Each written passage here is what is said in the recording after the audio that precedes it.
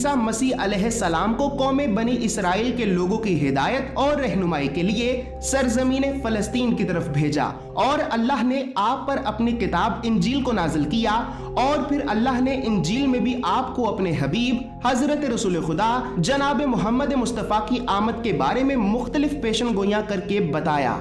Viewers, अब अगर हम मौजूदा दौर में ईसाइयों की मजहबी किताब इंजील यानी बाइबल के न्यू टेस्टामेंट को पढ़ते हैं तो उसमें भी कम अज कम 7 जगहों पर, जैसे कि Gospel of John chapter number 14 verse number 16, Gospel of John chapter number 15 verse number 26, Gospel of John chapter number 16 verse number 7, Gospel of John chapter number 16 verse number 8, Gospel of John chapter number 16 verse number 12, Gospel of John chapter number 16 verse number 13 और Gospel of John chapter number 16 verse number 14 की तमाम जगहों पर अल्लाह के आखिरी रसूल हजरत रसूल खुदा जनाब मोहम्मद मुस्तफ़ा सल्लल्लाहु अलैहि वसल्लम की आमद का साफ साफ और वाज़े तौर पर जिक्र बयान किया गया है।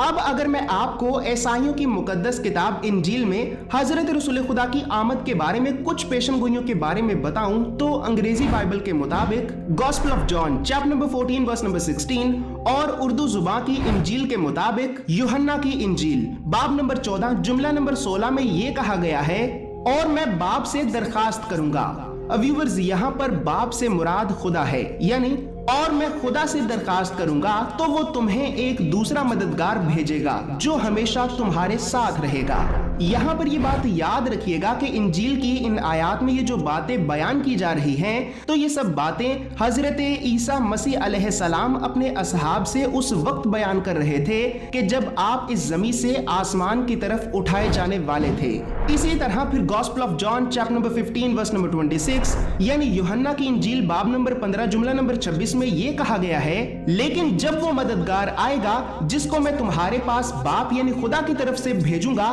तो वो रूहे हक है, जो खुदा की तरफ से जाहिर होगा तो वो मेरी ईसा इब्ने मरियम की गवाही देगा। और हम जानते हैं कि हजरत ईसा मसीह अलैहिस्सलाम के जमीन से आसमान पर उठाए जाने के बाद अब तक का वो वाहिद मजहब सिर्फ इस्लाम ही है कि जिस मजहब के मुकद्दस किताब कुरान में 1 नहीं 2 नहीं 10 नहीं 20 नहीं बल्कि 25 जगहों पर हजरत ईसा मसीह अलैहिस्सलाम के बारे में जिक्र बयान किया गया है और इस बात की गवाही दी गई है कि आप अल्लाह के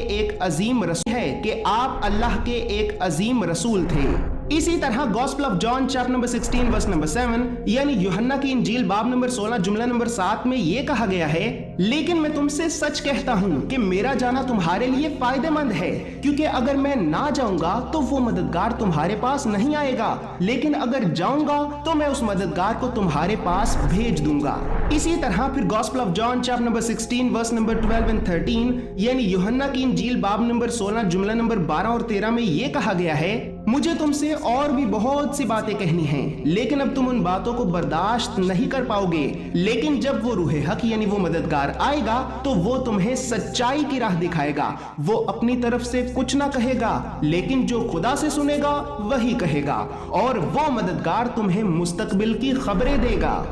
अब व्यूवर्स, यहाँ पर ये सवाल पैदा होता है कि आखिर ये मददगार कौन है। तो व्यूवर्स, यहाँ पर ये बात याद रहे कि ईसाई मजहबी किताब इंजील को ग्रीक यानी यूनानी जुबान में नाजिल किया गया था, तो अगर आज हम इंजील की इन आयात को इंजील की ही असल जुबान यानी यूनानी जुबान में पढ़ते हैं तो वहां पर इस लफ्ज मददगार की जगह पर लफ्ज पैराक्लीट इस्तेमाल किया गया है। और अगर हम बिब्लिकल ग्रीक डिक्शनरी में थोड़ी सी तहकीक करें तो हमें यह मालूम होता है कि सही लफ्ज पैराक्लीट नहीं बल्कि पैराक्लिटस है, और ये लफ्ज पैराक्लिटस यूनानी जुबान का लफ्ज है और इसका मतलब है वो जो बहुत ज्यादा तारीफ के काबिल हो। और अगर हम वो जो बहुत ज्यादा तारीफ के काबिल हो को अरबी जुबान में तब्दील करें तो लफ्ज बनता है अहमद, और अहमद का मतलब है वो जो बहुत ज्यादा तारीफ के काबिल हो।